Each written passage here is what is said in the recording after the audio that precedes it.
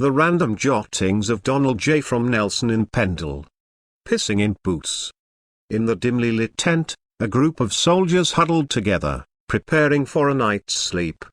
Among them was Hardcastle, a man who had worked hard to escape the slums, only to find himself surrounded by individuals whose crude manners and violent tendencies disgusted him.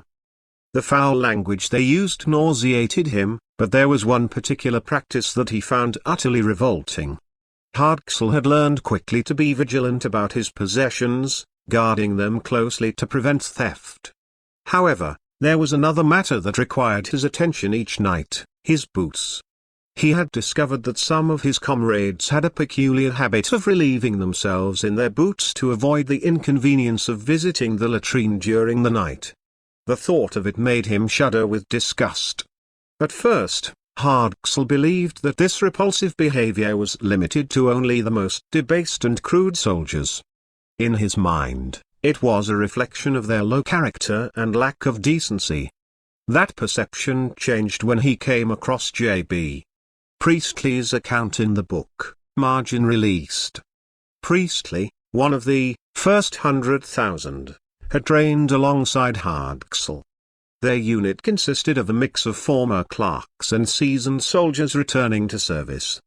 To Hardcastle's surprise, Priestley revealed that they had also engaged in the practice of pissing in their boots. Priestley further explained that the old soldiers claimed it was beneficial for their boots, making them more comfortable during long marches. While Priestley had only mentioned pissing in their own boots, it occurred to Hardcastle that perhaps this seemingly outlandish and disgusting act was rooted in an old army custom. It was possible that there was a practical reason behind it. In certain parts of India and other places, leaving the safety of the tent at night could pose serious risks. As Hardcastle pondered this revelation, he began to see the practice in a different light. While he still found it distasteful, he started to understand that it might have been a survival mechanism born out of necessity. The soldiers, with their experiences and wisdom, may have adapted this habit to protect themselves in hostile environments. While Hardcastle couldn't bring himself to participate in such a practice, his perception of it had shifted.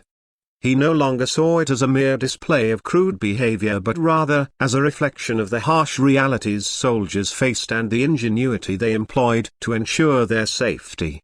In time, as he continued his journey alongside his comrades, Hardcastle learned to respect the resilience and resourcefulness of those he initially held in contempt. The bonds forged in the crucible of war transcended backgrounds and transformed him from a fastidious man trying to distance himself from his past into a soldier who understood the complexity and diversity of his fellow warriors.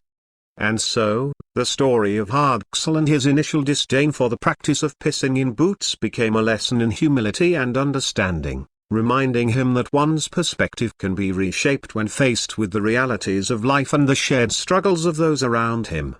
By Donald J.